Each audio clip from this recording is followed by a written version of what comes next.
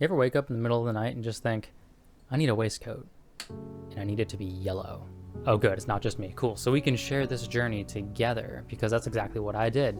Not only that, but I wanted to make it out of scraps. I used the extra yellow denim from my yellow denim jacket, and I used this blue crepe material. Both of these have been sitting around for at least 2 years, although admittedly I've put off actual sewing projects for longer. And I wanted this to be the start of me kind of adventuring into actual proper tailoring.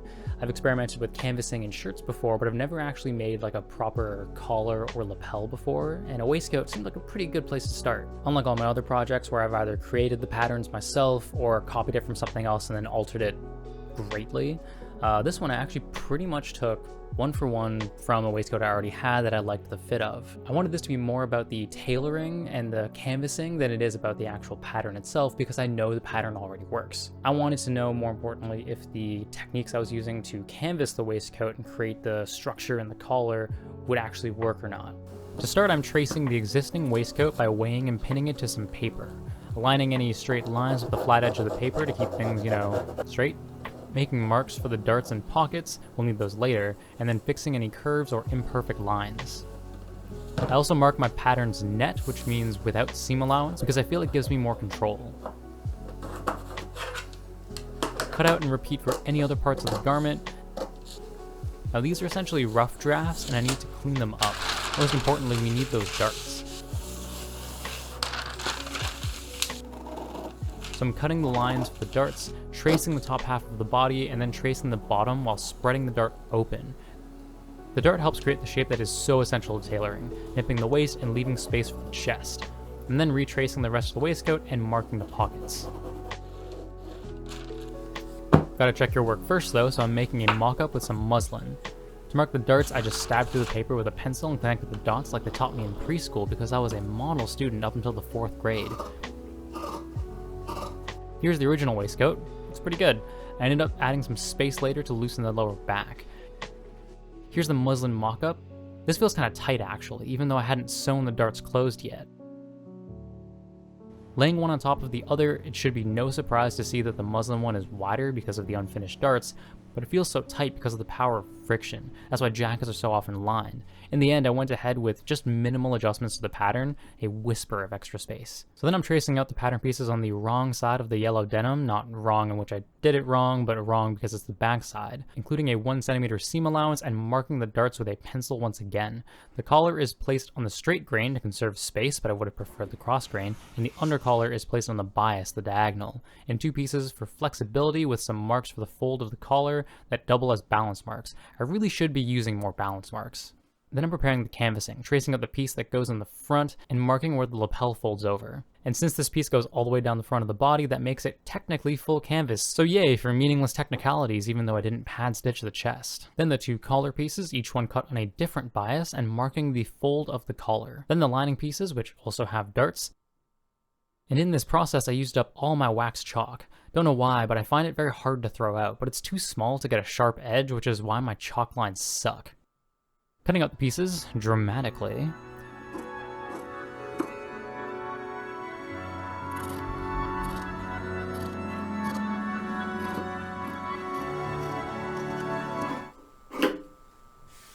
And finally, we have all our pieces.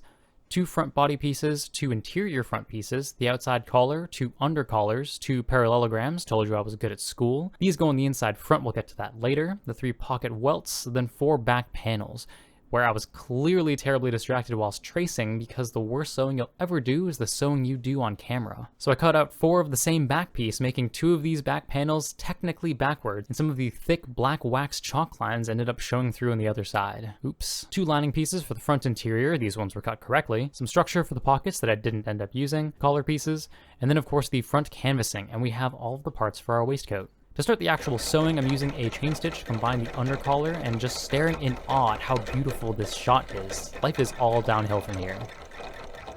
Pressing the collar flat and laying the canvassing under the fold for no particular reason, I just thought it looked kind of nice.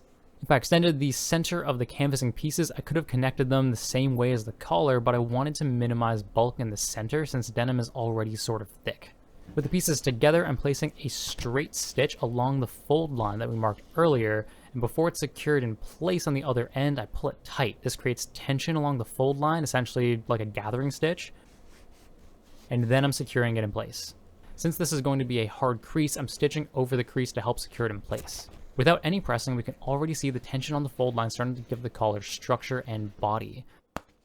Then I pad stitch the collar starting with the stand, and we can see it's already sturdier than the unfinished side. Pad stitching the outside of the collar, and as for the shape I'm trying to put into the outside of the collar, I'm trying to create a roundness that helps the collar push into the neck, kind of hold it against the collar of the shirt so you don't really have a collar gap. At each end of the collar, I want it to round over the shoulder and down the front so it looks clean and doesn't stick up away from the chest. And just look at all the shape it has. One thing I really should have done is maybe cut the canvas pieces a little larger, since the shaping meant that the canvassing didn't end up meeting all the edges. And it really doesn't come up all that much when we talk about off-the-rack tailoring, but the collar is so important to a well-shaped garment, and so much work goes into it that I think it's worth more of a discussion. For the front, I'm redrawing the line for the lapel fold because I thought I marked it wrong, and it turned out actually that I had it right the first time and this line was wrong, but we'll see that later. Then I'm placing the gathering stitch, the same that I did on the collar, and this isn't really a standard practice to my knowledge, but I liked how the collar naturally rolled over the gathered line and has some other benefits that we'll get to later. I was very careful to minimize the stitch showing through to the other side, even though no one's going to see it. And then I'm securing the end in place, and look at how naturally it rolls. I just think that's beautiful. Start pad stitching the lapel, I'm placing it over a clapper. I think it's also called a tailor's block. This will hold the lapel roll in a straight line and helps to hold the entirety of the roll because unfortunately my fingers aren't 14 inches long and I don't yet have the skill to do the entire lapel with just my hands. I'm pad stitching along the crease created by the block and trying my best but failing to minimize the stitch showing through to the other side. And finally we get to basically the most important part in tailoring other than interfacing, and that's pressing. Pressing helps give the necessary shape and smooth out any roughness or inconsistency in the stitching, and I am not the best at it. But even without master skills, it still helps stabilize the collar and really bake in that roundness. Good pressing will stretch out and shrink the fabric as necessary so that areas can sit flatter. And the waviness on the inside of the collar here is it being slightly stretched out while the fold is slightly shrunken, which allows it to sit nicely against the neck, and it really gives it a three-dimensional shape. The front gets a similar treatment. You might be worried that this eliminates the roundness we put so much time into creating, but we'll see later that it still keeps much of that shape.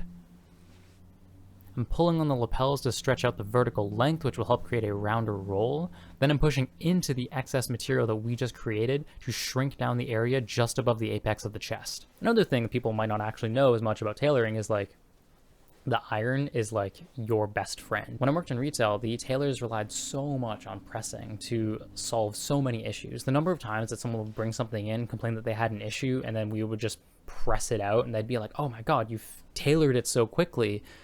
But no, we just ironed it. You can't show tailoring without the press. It is essential. It's kind of depressing. Kill me. Then I'm starting on the darts in the back panel, pinning and then stitching them together, just with a standard lock stitch this time. And then sewing these center back together.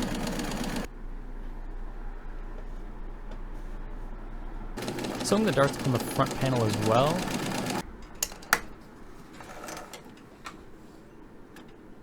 And I'm pressing the darts as flat as I can. This is actually what the clapper is for, to help flatten the freshly pressed seams and absorb the extra moisture. Also, in case it isn't clear in the video, I'm actually pressing quite hard on a lot of these seams, but we can still see how resistant the darts are to staying flat, especially on artificial materials like this polyester backing. They really don't like being pressed flat. For the darts on the front, I'm cutting up the center as far as it will go, and then cutting down the side so the seam can lay open and flat. I'm then pressing it down flat. For the top of the dart, I'm pressing with a ham underneath, since I want the chest to start taking on as much shape as possible. All of this helps make the dart as flat as possible while giving as much shape to the chest as possible, which we can already see taking place. For the pockets, I've marked the shape on the back and pinned the pieces to the front, but they really shouldn't be overlapping. I was worried the seam allowance would get too small, but if they had to overlap, the welt really should have been over the pocket bag. Anyways, dramatic camera zoom. Stitch the pocket and rectangle together and cut open along the center with triangles at the ends. pulling the pocket through to the inside and folding the welt over. I've never actually done a single welt before, only ever a double, and honestly I found the double welt easier, but this feels like it looked better with the rough nature of the fabric. Stitching the other end of the pocket bag to the welt and then stitching right next to the welt to hold it all together. I finished the welt by hand by turning the edge in and felling it, then I'm closing off the pocket bags and cutting off the extra. Finally, the waistcoat can really start to come together. The undercollar gets connected to the front right next to the peak of the lapel, and then one of the back pieces gets stitched in between them. The front lining gets connected to the parallelogram rhombus thing, and then that connects to the front interior piece. Then the whole front comes together, being very careful around the edges and the lapel. And the first test fitting looks really good, but for some reason I got the location of the folding point wrong, as I kind of pointed out earlier. And that's something that I ended up having to fix. Then I press the pockets and surrounding area down, as well as every seam before it gets closed off forever. For all the seams on the front, I'm pressing them flat and then trimming off the excess. I found it easier to press with the wider seam and then cut afterwards, but that's just a personal preference. I'm also placing slashes in any hard corners so that the edges look clean when folded. And once right side out, I'm pressing it all yet again, with the help of a screwdriver to really push out the corners.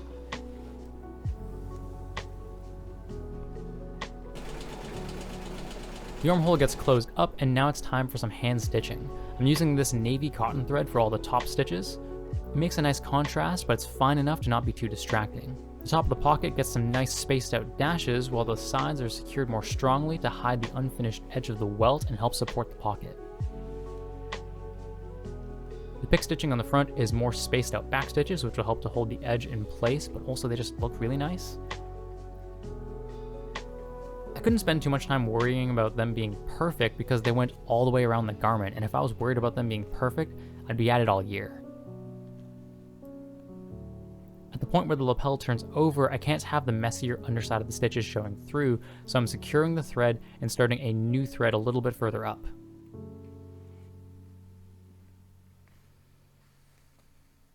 After stitching the outer collar to the remaining back panel, I'm stitching the collar closed. Pressing it, and whenever I have the chance, I'm letting it fully dry so my work doesn't go to waste. Then attaching the rest of the collar to the front, finishing the shoulder and back armhole, as well as closing off the neck.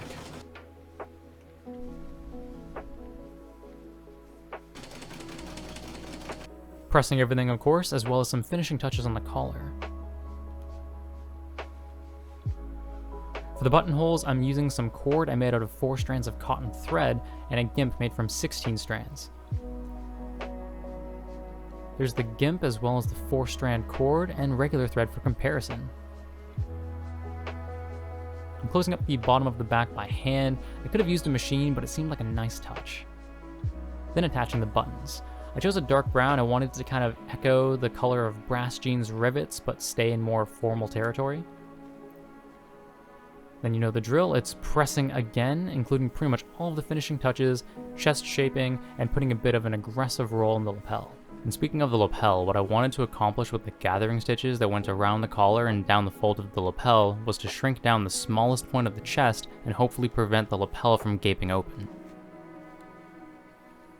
Essentially, you can accomplish the same thing through kind of appropriate pressing techniques, but I'm not a master presser, and so it's hard for me to tell if what I did was entirely necessary, but I can't argue with the result. I say this pretty much all my videos, but the way that this feels on me is entirely different than anything else that I've purchased off the rack or had made for me. I think one of the misconceptions that a lot of people can have about tailoring is that they think it's all done one way.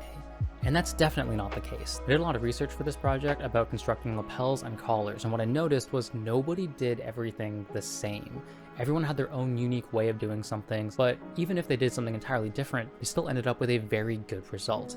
And that's because there isn't one right way to do something. A lot of the time it is kind of superficial, but that doesn't mean it's meaningless. If we kind of feel happier with the result, then I'd say that's a good thing. And I'm happy with this result. I mean, I gesture to myself, but I'm not wearing it. It's actually like over there behind the camera.